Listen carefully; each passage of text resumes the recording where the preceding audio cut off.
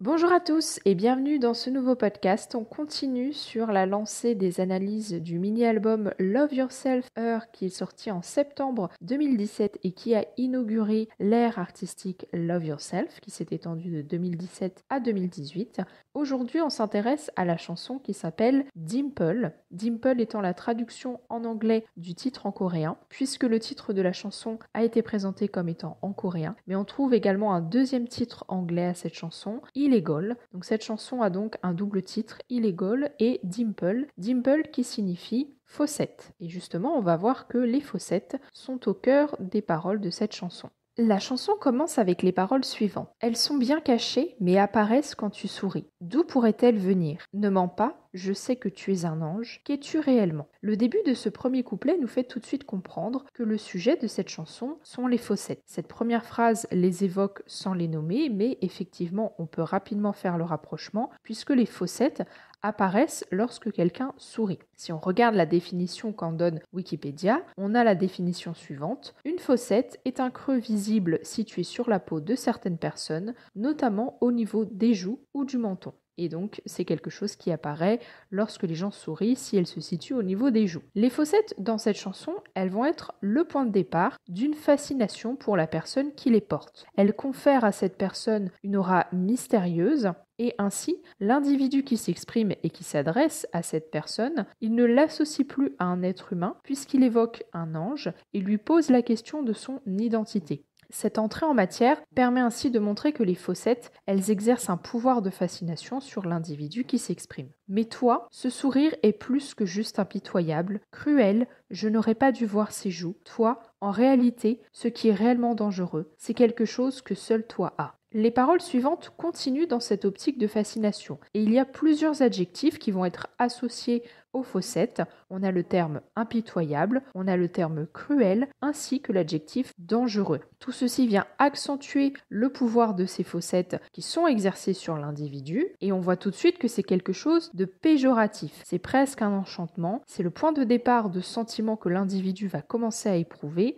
pour cet autre et ses fossettes. Il est également à noter que le passage se termine en insistant sur le fait que seul l'autre possède des fossettes, puisqu'on le voit avec la phrase « En réalité, ce qui est dangereux, c'est quelque chose que seul toi as ». Donc ça laisse sous-entendre que l'individu qui s'exprime, il n'a pas de fossettes, et c'est justement le fait que l'autre a des fossettes qu'il fait qu'il est fasciné, parce qu'il est fasciné finalement par quelque chose que l'autre a et que lui n'a pas. Et donc ça, c'est quelque chose qui revient régulièrement. Lorsqu'une personne a quelque chose qu'on n'a pas, on va avoir tendance à avoir de l'intérêt, de la curiosité, de la jalousie, de l'envie, voire de la fascination. C'est quand même assez irréel, je trouve, puisque les fossettes, c'est quand même quelque chose qui est commun à pas mal de monde. Donc c'est à croire qu'il n'a jamais rencontré quelqu'un dans sa vie qui possède des fossettes, car c'est la première fois qu'il en rencontre une avec des fossettes qui va exercer ce charme sur lui. Le refrain continue sur la lancée du premier couplet. On voit que l'individu exprime plus clairement l'effet que ces fossettes ont sur lui. Ces fossettes sont illégales? Non, elles sont dangereuses. Alors je t'appelle Illegal, ton existence elle-même est un crime. Donc on voit ici encore une fois que au final c'est quelque chose de péjoratif plus que de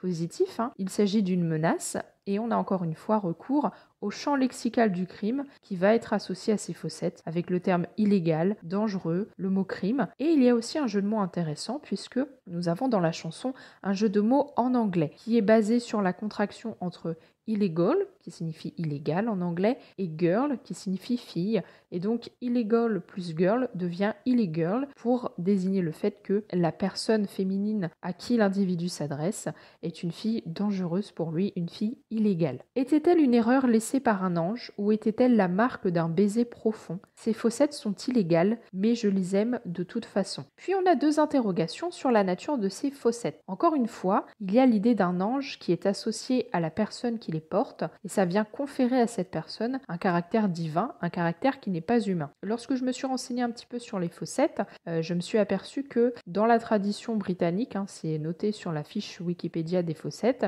on associait les fossettes fossettes à la marque du doigt de Dieu. Donc il y avait déjà en Occident un rapport entre les fossettes et la religion. C'est peut-être pourquoi on retrouve dans les paroles ce rapport avec l'ange, puisque l'ange fait partie du registre religieux. On a donc ce caractère divin qui va venir planer autour des fossettes, on a ce caractère religieux qui vient s'associer à la description, mais depuis le départ, la description, elle est péjorative. Et donc, on est presque, je dirais, dans le registre du péché, puisqu'on a la religion et quelque chose de péjoratif qui s'entremêlent. Donc on pourrait dire que l'individu, finalement, il est tenté par quelque chose qui lui est interdit, à savoir ses fossettes. Pourtant, on le voit ici prêt à succomber, puisqu'il s'exprime en disant « mais je les aime de toute façon », alors qu'il reconnaît leur caractère illégal. Donc on a presque une personne qui, est tentée et sur le point de succomber au péché. Encore une fois, ça vient appuyer le fait que les fossettes n'ont pas du tout un bon effet sur l'individu qui s'exprime. On a presque un interdit religieux. De toute façon, illégal est un terme qui désigne la transgression d'un interdit par rapport à une norme. Et puis, ce registre religieux, il est appuyé par le fait que les fossettes sont associées à la marque d'un baiser. On est donc dans le registre de la sensualité, qui encore une fois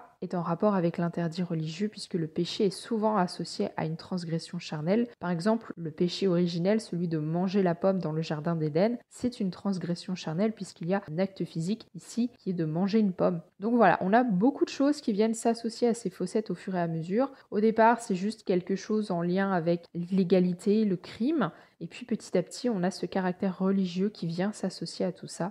Et on pourrait presque dire, encore une fois, qu'on est dans le registre du péché. Le deuxième couplet commence avec les paroles suivantes. « C'est difficile parce que je n'en ai pas, et seul toi en as. Je veux me noyer dedans jusqu'à la mort. Je veux plonger dedans jusqu'à la mort. Tu es un étang pour moi. » Alors le deuxième couplet confirme quelque chose que j'ai supposé en analysant le premier couplet, à savoir que finalement l'individu, s'il est fasciné par cet autre, c'est parce que justement cet autre possède des fossettes et que lui n'en a pas. On voit qu'il ne s'intéresse pas à la personnalité de la personne, il ne reste que sur les fossettes. Et puis on a un nouveau champ lexical utilisé pour décrire les fossettes, celui de la mort. Donc on quitte celui du crime et celui de la religion pour aller vers celui de la mort. Et on a des références au fait de se noyer. On a le mot mort qui est lui-même employé. Et encore une fois, ça vient accentuer ce caractère dangereux que les fossettes exercent sur l'individu qui s'exprime. Mais il y a plus, parce que, a priori, c'est quand même bizarre d'associer les fossettes à l'élément de l'eau. On a les paroles qui font référence à un étang. On a le fait de plonger,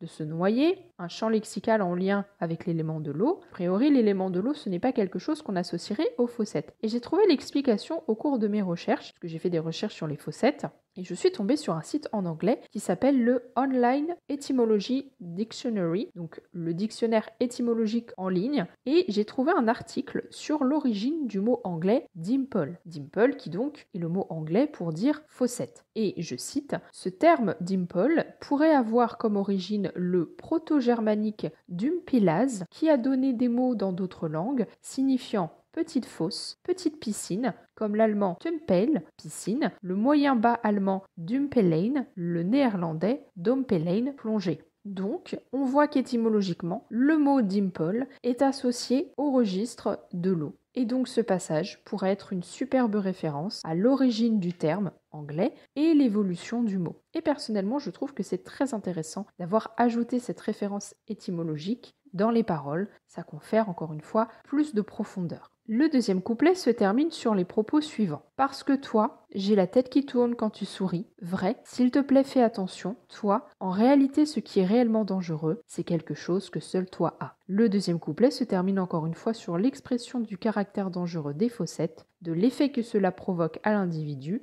On voit ici que le simple fait de sourire, qui est un acte anodin, et encore une fois un acte positif, eh bien ça a sur lui l'effet inverse. Ça lui fait tourner la tête, donc cet acte anodin, il a vraiment un impact physique sur lui. Et encore une fois, il insiste sur le fait que lui-même ne possède pas de fossettes. Finalement, ce qui est dangereux pour lui, c'est le fait d'être face à quelque chose qu'il ne possède pas. Mon cœur devient plus dangereux quand je te vois. Elles deviennent plus dangereuses à chaque fois que je te vois. Oh chérie, non, tu es trop dangereuse pour exister dans ce monde. Ce troisième couplet n'apporte pas grand-chose. Il ne fait que répéter des messages qui sont déjà présents dans les paroles précédentes. L'individu insiste encore sur le caractère dangereux des fossettes, tout comme il le fait tout au long de la chanson. et donc la personne qui les porte a ce pouvoir qui s'exerce sur ses sentiments, puisqu'il parle de son cœur, le cœur étant associé aux sentiments. Son cœur qui devient dangereux, c'est le symbole des émotions qui deviennent dangereuses pour lui. Et puis la chanson se termine sur une répétition illégale, mais je les veux de toute façon. Donc elle se termine sur cette répétition du caractère illégal des Fawcett, mais du fait qu'il a envie de transgresser cet interdit. Et finalement, c'est ce qui permet de retenir le message de la chanson. Et le message de la chanson, c'est l'autre me donne envie de transgresser un interdit. Donc on a les bases d'une relation qui n'est pas du tout positive. On est vraiment dans un caractère d'illégalité, de dangerosité associé à ce que l'on éprouve pour l'autre, mais aussi aux bases de cette relation que l'on crée avec l'autre. En conclusion, Dimple est une chanson qui est très intéressante parce qu'elle a comme point de départ cette caractéristique physique anodine que sont les Fawcett, et à partir de là, on a vraiment la construction d'une chanson à partir de quelque chose d'anodin, à partir d'un élément physique que l'individu ne possède pas, et ça va permettre de décrire la fascination que l'autre exerce sur lui. Il est à noter qu'au final, cette chanson, comme je l'ai dit, ce n'est pas une déclaration d'amour, ce n'est pas quelque chose de positif, et à aucun moment l'individu n'exprime ce qu'il éprouve par rapport à la personnalité de l'autre. Il ne fait que parler des Fawcett. À chaque fois, il met en avant le fait qu'elles sont dangereuses. Tout ça parce que lui n'en possède pas. Ça sous-entend que s'il possédait des Fawcett, il ne serait pas attiré par l'autre, puisqu'au final, l'attraction que l'autre a sur lui, elle provient uniquement du fait qu'il a quelque chose que lui n'a pas. Donc, encore une fois, on a le point de départ de ce qu'on peut retrouver dans une relation qui n'est pas équilibrée. Parce qu'en général, quand on est une personne qui a des problèmes dans son estime de soi, des problèmes dans son rapport à soi, on va avoir tendance à être attiré par quelqu'un qui a ce qu'on n'a pas, donc quelqu'un qui va dégager beaucoup de confiance en lui, qui va exprimer beaucoup d'estime de lui-même. Et à travers la relation qu'on va entretenir avec cette personne, on va chercher à obtenir la confiance et l'estime de soi dont on manque. Et donc, cette chanson, quand elle s'inscrit dans l'ère artistique Love Yourself, eh bien, elle porte le message de Love Yourself. Elle dit, ce n'est pas l'autre qui peut nous procurer ce qui nous manque, c'est à nous-mêmes de trouver ce qui nous manque. Donc, au final, l'individu qui s'exprime à travers cette chanson, il doit découvrir ses propres Fawcett au lieu de se concentrer sur celle de l'autre. Et on voit bien que ici, on a les bases d'une relation qui n'est pas positive. Et c'est aussi pour ça que ça va partir en cacahuète dans la deuxième partie de Love Yourself avec Love Yourself tire. J'espère que cette analyse vous aura plu. N'hésitez pas à me dire ce que vous pensez de cette chanson et ce que vous pensez de l'analyse que j'en ai proposée. Si vous avez aimé, n'hésitez pas à mettre un pouce bleu et à vous abonner à la chaîne si ce n'est pas le cas. Vous pouvez également parler de la chaîne et du podcast aux personnes autour de vous qui s'intéressent à BTS et à la K-pop. Et je vous retrouve lundi prochain à 18h pour une nouvelle vidéo.